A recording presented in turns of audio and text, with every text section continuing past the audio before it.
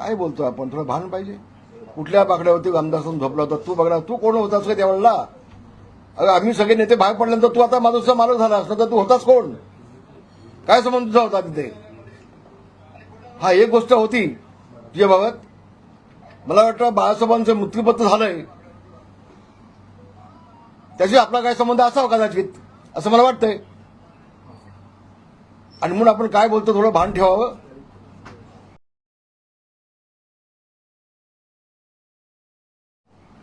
एक गोष्ट मला आपल्याला सांगायची आहे. अनिल परब साहेब, तुम्ही वकील आहात, तुम्ही शिकलेले आहात. चंद्रग्रहणाच्या रात्री, चंद्रग्रहण ज्याविषयी होती, पौर्णिमा होती, त्याविषयी रात्री 12 वाजता